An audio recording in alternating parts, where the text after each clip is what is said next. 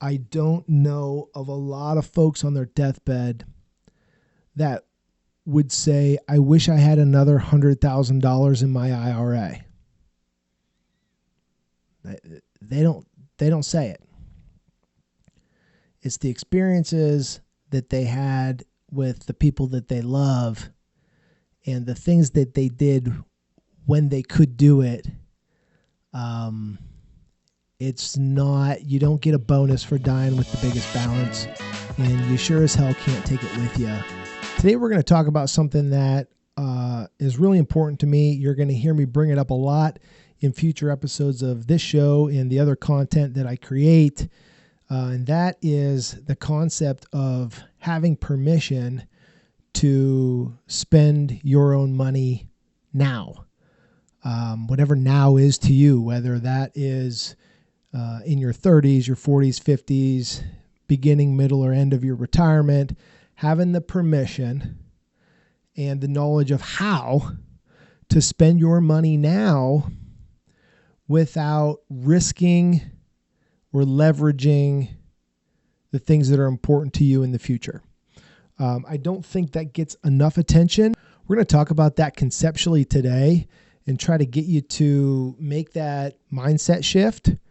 In future episodes, we'll get more into the weeds about how to actually implement some of these strategies so that you can get a better idea of which one might be best for you. But today, it's really just about the overall concept, why you should care about it, and some things to think about moving forward. So the idea here is simple. The actual execution of it can be difficult, but the actual idea is quite simple, which is, how do I maximize today, whatever today is for you, without risking the future? So how do I spend my money on the things that I want to or are important to me today, but still have the confidence that I'm not being irresponsible? I am still set up for the future. I'm not risking my future. And on the younger person side, my millennials and basically both X and Y gen, that really can be done with a concept called forced savings. There's a few other ways to do it. I'm not a huge fan. Forced savings is my favorite. And the broad strokes of that is, you set up your plan to say, based on the information we have today, this is how much I need to save in my Roth. This is how much I need to save in my 401k, college savings accounts. And then you can bucket down to midterm goals. So, this is how much we need to save over the next 5 years for our big house remodel that we keep talking about, or whatever those things are. And quite simply, whatever's left, you can spend guilt-free. So spend it as it comes in on little guilt-free things. Forego that and add it to next month or next year's guilt-free amount to do something bigger, whatever that is. But it gives you the permission to spend money today, knowing that all the responsible things are taken care of in line. And now that needs ongoing oversight and adjustments because your situation is going to change. The economy changes, market performance, interest rates, all the things, right? So you just keep adjusting those numbers, and maybe 2 years from now, you're saving more or you're saving less. You have more disposable income, you have less, whatever that is, you need to keep adjusting it. But the strategy is quite simple. Here are all the important things. Once we check them off the list, whatever that number is at the end, we can do with what we please and not have any guilt or concern over if that's wise choice or not, because all the important stuff we were already responsible. We did that. This is left. And it can be really empowering. It can allow you to do some things that maybe you wouldn't have otherwise, and continue to make sure that your future is set up. Now, that's for the younger folks. And it's important for them to think that way and to plan that way. But there's not a whole lot of better options to do it. When you start talking about pre and post retirement, that 50 plus, but especially after you actually retire, it can get a little trickier. You might hear or might have heard of guardrails approach, a fixed percentage, an inflation adjusted fixed percentage, stages or smile. I really don't like that one. We'll talk quickly about what that is, or a dynamic approach. And all of those are some version of a strategy for retirement income. If you don't have a strategy at all, then you really need to pay attention to this. But if one of these are yours, think about how flexible it might be or not be, and consider switching that to one that maybe is. And here's what that means. If you are withdrawing your retirement savings on a fixed percentage because you read or somebody told you 3.25 is the safe withdrawal rate, or 4%, or whatever it is, that math is assuming a lot of bad things happen in the future. And you're protected against that by taking out this percentage. So all these bad things happen at different times, and you still end up with money in your account the day you die. And that's okay for a starting point. It's a good jumping off point to set a baseline, but there's no flexibility there, and it definitely doesn't reward you for good market performance or for some of those bad things not to happen. And here's what I mean by that. If you're taking a fixed percentage, or even a fixed percentage that adjusts for inflation, a few years go by, some of the bad things didn't happen. In fact, the market's up and inflation's normalized. Everything's good. You're 2 years closer to the end, quite frankly, so that adjusts the math as well, because there's 2 less years on the schedule that we need to produce income for. You should be spending more money. The math equation is going to tell you that if you went back to the drawing board, if today was your retirement date instead of 2 years ago or 3 years ago, the math now would say you can spend more because you have the same amount of money with less years. Or in some cases, you have more money with less years. The problem is you picked that number 2 years ago or 5 years ago or 11 years ago when you retired. You did it yourself because you read an article about it, or your advisor set it up for you, and then you never changed the number. And I see this a lot, especially here in Central PA, because a lot of these folks are savers, and they're conservative, and that's a great thing. But you were saving it to spend it, and fear is the reason why you're not. So imagine you go back to the drawing board every year and recalculate that withdrawal rate, because the market is up and I am older and we do have more money and can afford it.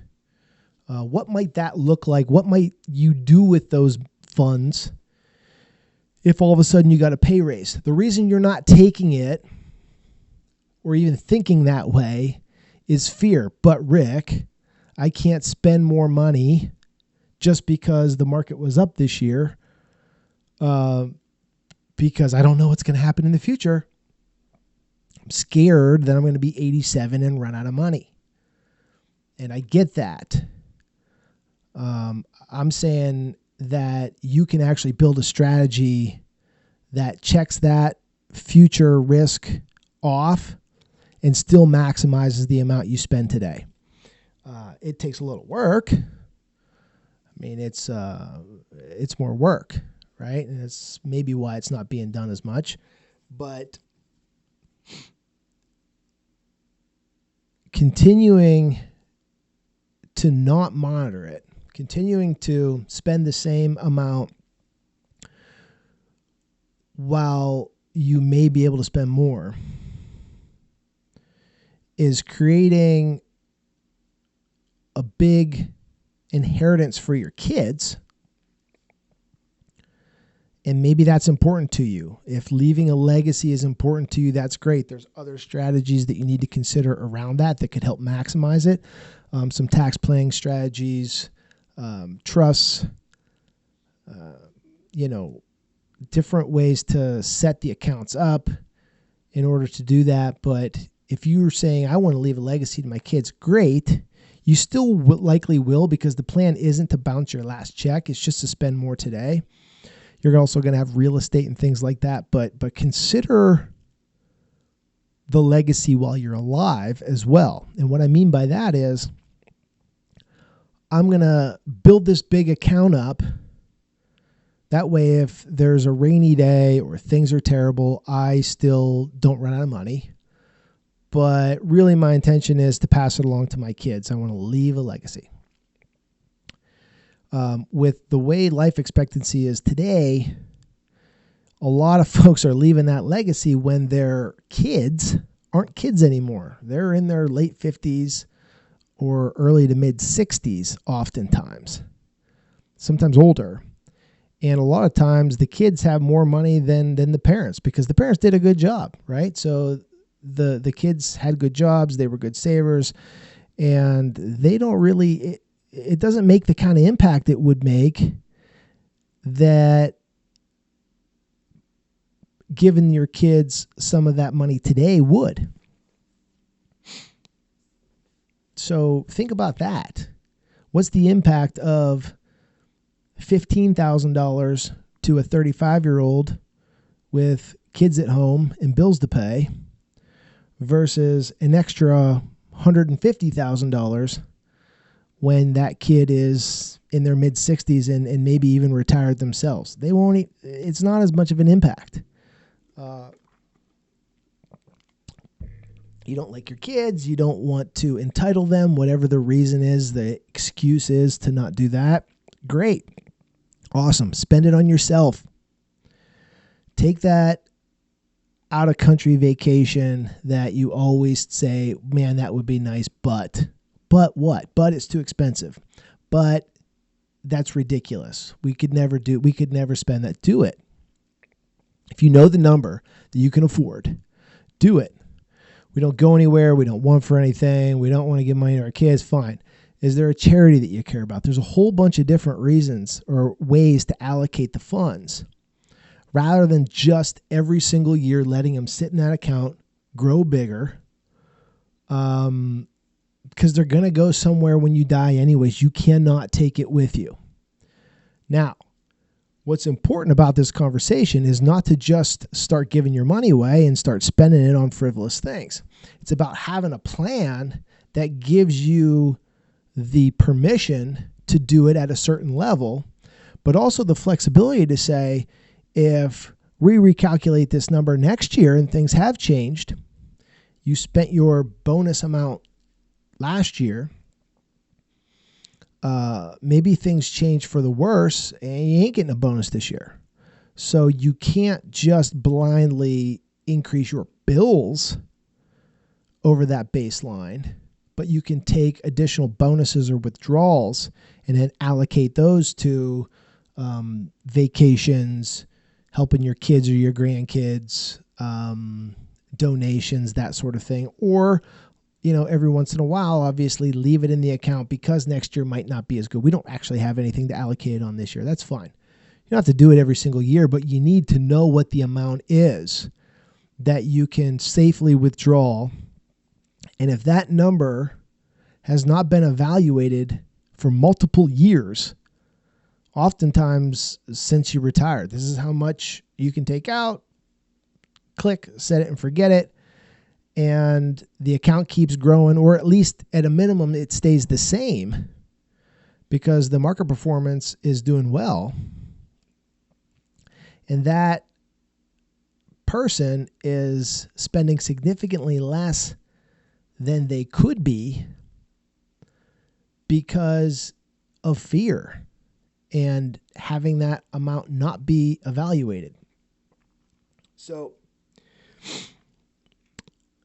there's a bunch of different ways to actually implement that on the retirement side. I'm happy to geek out on all the different strategies so in the future, so that you can understand them better and decide which one you're most comfortable with, which one you align more with.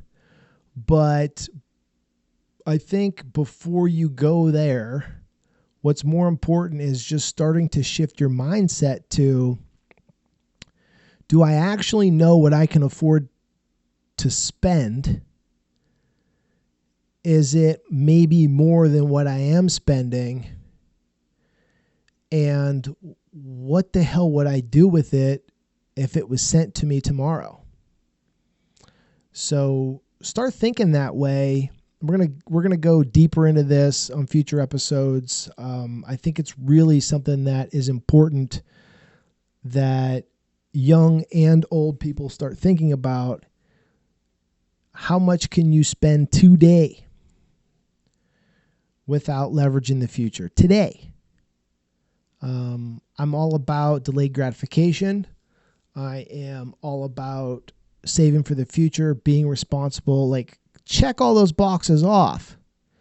And what I'm seeing is oftentimes there's still money on the table that's not being spent. And it's not because the person doesn't want to, it's because they're not being empowered to, and they don't know that they can afford to. And so I want to bring that to your guys' attention. I want to go there a lot more this year. And just to kind of recap for my younger listeners, a forced savings strategy is going to allow you to do the things today or in the short term, knowing that you checked off the responsibility boxes, that we're not splurging on that and risking our future or our kids' future. We're splurging on that because we actually can afford to, or we're not splurging on that because we can't, but maybe we can next year.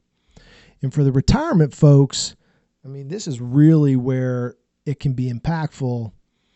Have a strategy that actually maximizes what you can spend each year while still not risking the future. And if you decide from one year to the next not to spend it, it's still very valuable to know what that number is. And you might be surprised when you're given permission to spend it, the things you start thinking about to spend it on. And again, it can be bumped to next year, so next year's number is even bigger, or so that next year's number is the same rather than going down because the market was bad or something happened, right? Just having an actual withdrawal strategy that cares about today as much as it cares about tomorrow. The short and medium term needs as much attention as the long term gets, because we don't know how long our long term is. And I don't know of a lot of folks on their deathbed that would say, I wish I had another $100,000 in my IRA. They don't say it. It's the experiences that they had with the people that they love and the things that they did when they could do it. It's not, you don't get a bonus for dying with the biggest balance, and you sure as hell can't take it with you. So there's some things to think about there. We're going to go deeper there this year. If you want to follow along Hit the like and subscribe button if you're watching on YouTube. If you're listening on Apple Podcast or Amazon, Spotify, wherever you're listening to, hit subscribe or add the library. I appreciate you listening, and talk to you soon.